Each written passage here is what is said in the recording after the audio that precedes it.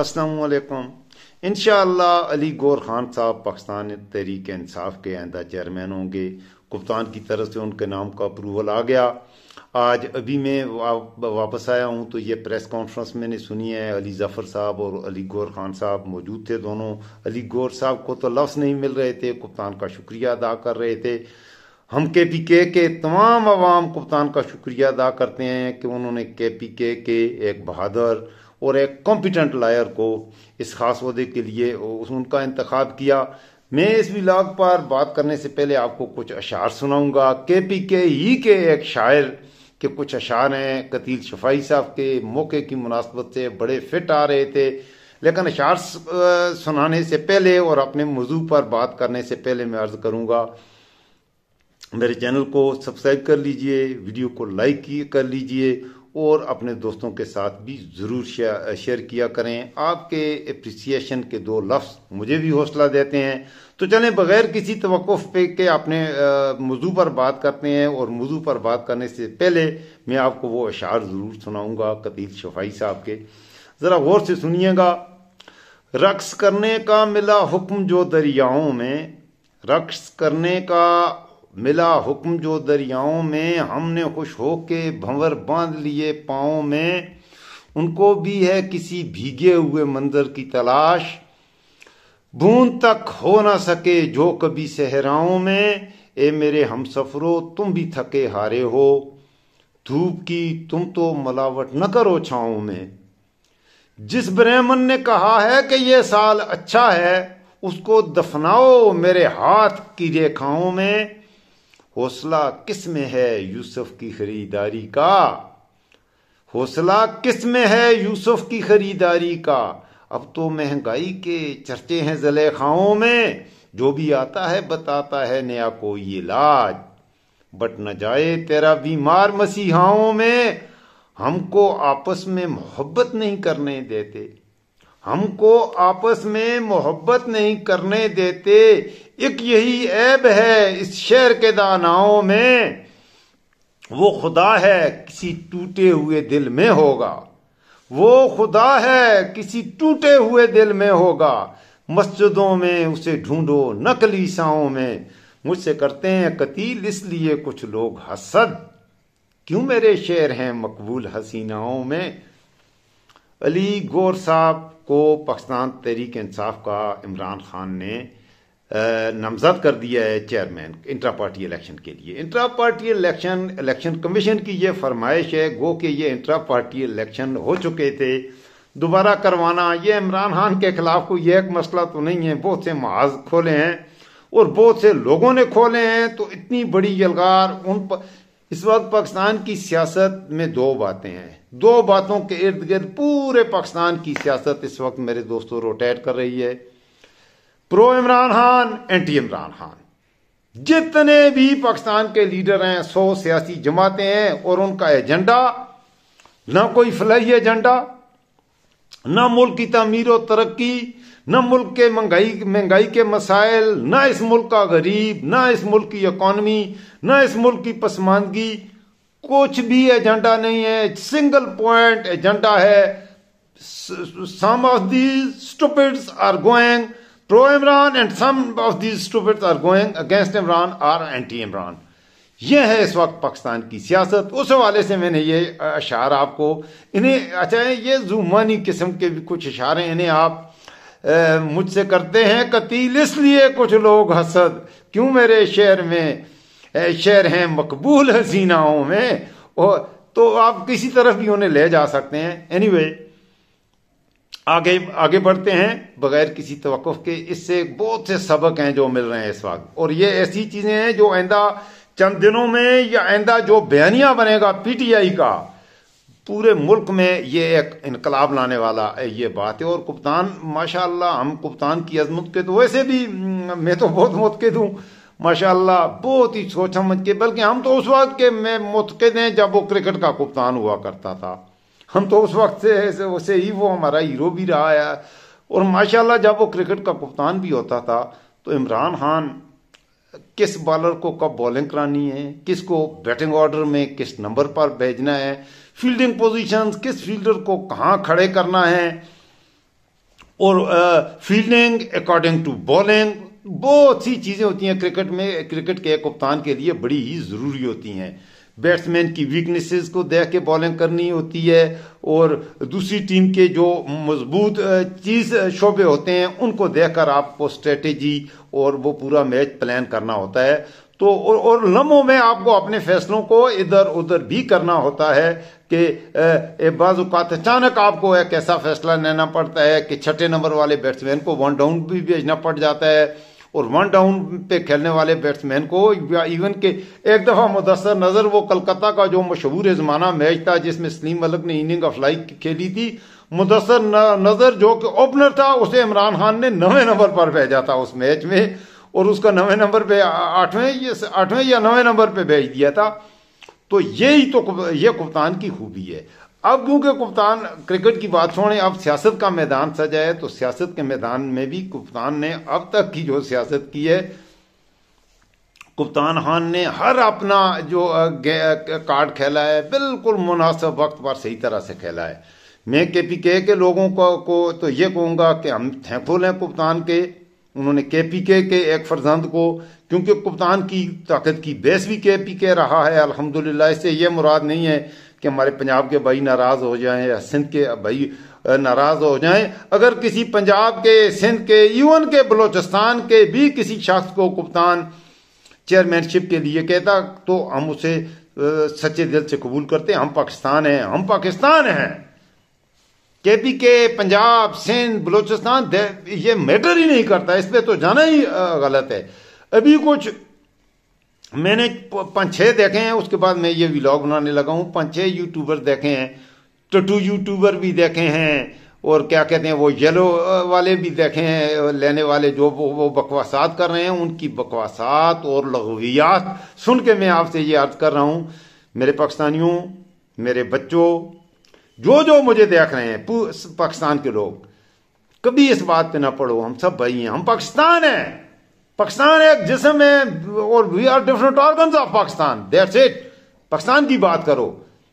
تو انہوں نے کہا جی کہ پرویز الہی کو کیوں نہیں بنایا شاہ محمود قریشی؟ پرویز الہی کا ہفتہ 4 دن ہوئے ہیں، اور اس سے پنجابی کے پی کے کی نفرت پیدا کرنے کے لیے ایک گھٹیا اور غلیظ آدمی، میں اس کا نام نہیں لیتا، وہ جو بھی ایسی بات کرے گا آپ سمجھ لیا کریں کہ وہ گھٹیا اور غلیظ آدمی ہے۔ پرویز الہی کو ابھی پارٹی میں آئے ہوئے چند دن نہیں ہوئے، اب میں کہتا ہوں مجھے کیوں نہیں بنایا؟ میں یہ پارٹی جب سے بنی ہے، میں اپنی بات کرتا ہوں، میں ان سے زیادہ پڑھا لکھا بھی ہوں الحمدللہ، میری اکیڈمک ایجوکیشن سب سے زیادہ ہے، میری مالی وسائل ایسے نہیں ہیں، میرا نہیں ہے، بس نہیں ہے، تو میں اپنی جگہ پہ بالکل، میرے پاس صرف میں پارٹی کا ایک ممبر ہوں، کوئی عہدہ بھی نہیں ہے، ڈسٹرکٹ تحصیل لیول کا کوئی عہدہ بھی نہیں ہے، مجھے کوئی فکر نہیں ہے الحمدللہ، میں لعنت بھیجتا ہوں عہدوں پر، میں پارٹی کے لیے جو کنٹریبیوٹ کر سکتا ہوں میں کنٹریبیوٹ کر رہا ہوں، میں یہاں بول رہا ہوں، میں اپنا پیغام لوگوں تک پہنچاتا ہوں، دیٹس اٹ۔ مجھ میں اللہ تعالیٰ نے یہ جتنا ٹیلنٹ رکھا ہوا ہے اس حساب سے میں نے یہ پارٹی کی خدمت پہلے اور انداز میں کرتا تھا، تو اب یوٹیوب پہ کرتا ہوں۔ یہ دیکھیں، عہدوں کی لالچ میں چلے جانا، عہدے خود بخود قدموں میں گرتے ہیں۔ یہ بیرسٹر علی گور صاحب جو ہیں، انہوں نے کبھی سوچا بھی نہیں ہوگا کبھی زندگی میں، ان کے ماں باپ نے کبھی یہ ڈریم نہیں دیکھا ہوگا کہ he will be the chairman of Pakistan Tehreek Insaf, Pakistan کی سب سے بڑی پارٹی کا یہ شخص ایک دن چیئرمین بن جائے، وہ ہو جائے گا۔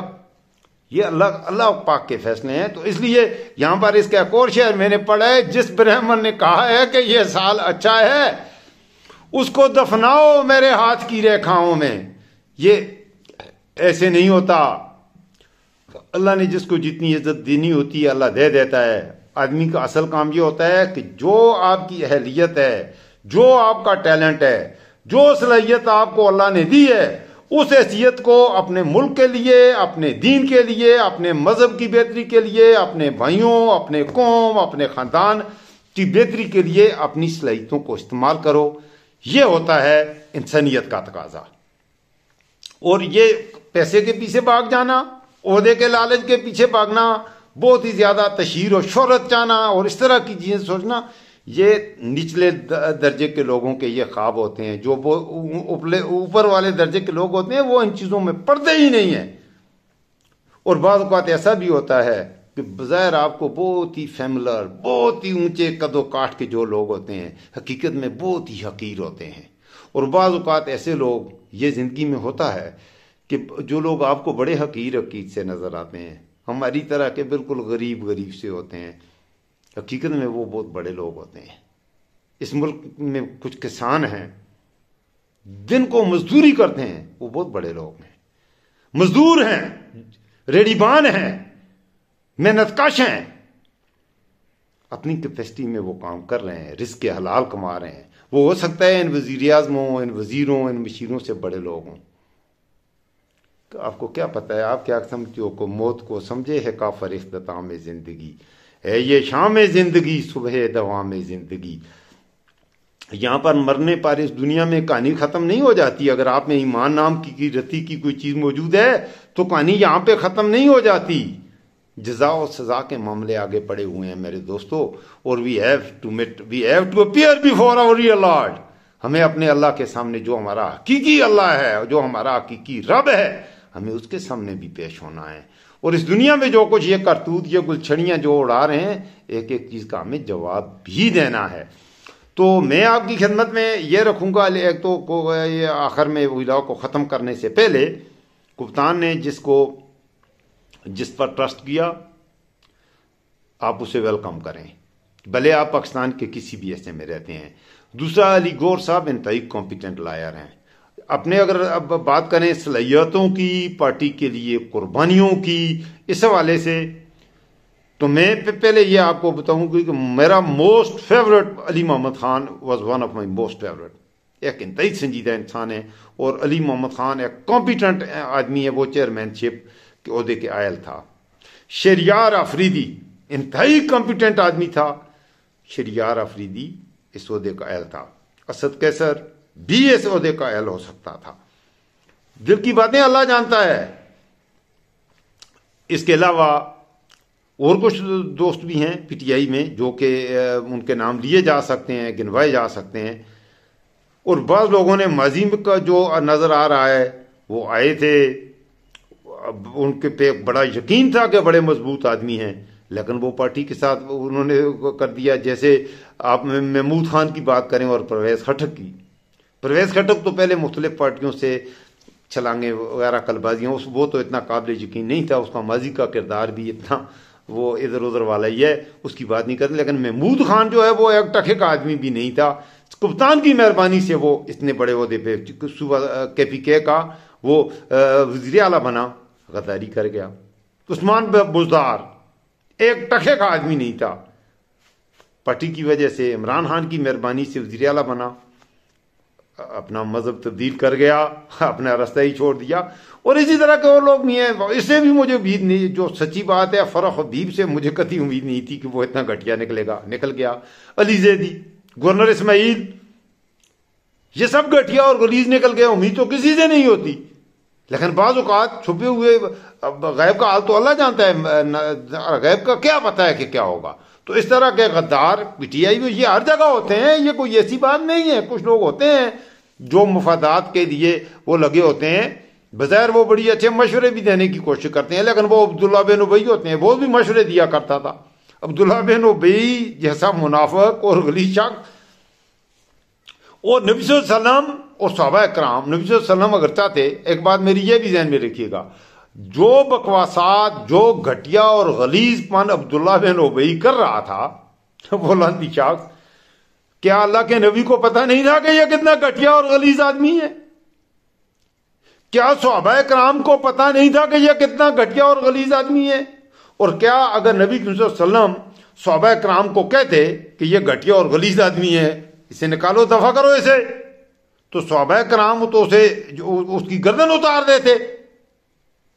ہمارے نبی کی یہی تو شان ہے. کیا شان والے ہیں ہمارے نبی، ہم جن کے امتی ہیں. خدا کے لیے یار، ہمارے نبی کی یہ شان ہے. یہ آپ کو دنیا میں نہ کسی نبی میں، نہ کسی میں یہ، اور انبیاء علیہ السلام میں آپ کو یہ، انبیاء علیہ السلام سارے بہت بڑے ہیں، اس سے یہ میری مراد نہیں ہے کہ میں دوسرے انبیاء علیہ السلام کا، لیکن نبی صلی اللہ علیہ وسلم کی زندگی میں جو چیزیں ہیں وہ آپ کو کسی اور انبیاء علیہ السلام کی زندگیوں میں نظر ہی نہیں آتی. نبی صلی اللہ علیہ وسلم نے نہیں کہا اسے مار دو، اسے بولنے نہ دو، بک بک کرتا تھا. نبی صلی اللہ علیہ وسلم خود برداشت کر کے سن لیتے تھے. ایون کہ جب اس کی موت ہوئی, وہ ایک لمبا واقعہ ہے, اس وقت میں نے وہ آپ تاریخ کے جو طالب علم ہیں وہ بہتر جانتے ہیں, تو اس کی نبی صلی اللہ علیہ وسلم کی چادر میں دفنا کے اللہ کی طرف سے نبی صلی اللہ علیہ وسلم اس کے جنازے کے لیے بھی جا رہے تھے. اللہ نے کہا یا رسول اللہ, نبی صلی اللہ علیہ وسلم کو اللہ نے کہا کہ اے نبی آپ جو بھی کریں میں اسے نہیں بخشوں گا. ہمارے نبی تو اتنی عظمت والے تھے کہ وہ عبداللہ بن ابی جیسے شخص کی بھی بخشش کے لیے ظاہر ہے وہ جا رہے تھے, تو اس کی بخشش کی دعا کے لیے جا رہے تھے نا. اللہ نے کہا آپ بھی دعا کریں, یہ دعا میں آپ کی نہیں سنوں گا. اللہ نے کہا کہ آپ بھی دعا کریں, تو اللہ نے کہا یہ دعا, باقی اللہ کو نبی اللہ کے حبیب تھے, اللہ کو بہت پیارے تھے. یہ کیسے ہو سکتا ہے کہ اللہ تعالیٰ نبی صلی اللہ علیہ وسلم دعا گو ہوں, اللہ دعا کو سنے اور اللہ اپنے نبی کی اپنے حبیب کی دعا کو رد کر دے. لیکن اس حوالے سے اللہ نے کہا کہ نہیں, یہ دعا نہیں سنوں گا. تو کہنے کا مقصد میرا یہ ہے کہ منافق جو ہوتا ہے وہ ہوتے ہیں معاشرے میں ہر جگہ پہ. یہ کوئی پی ٹی آئی میں کچھ منافق آ گئے ہیں یا منافقین غدار یا گھٹیا غلیظ لوگ آ گئے ہیں, میرے دوستو یہ اتنی بڑی بات نہیں ہے, برداشت کریں.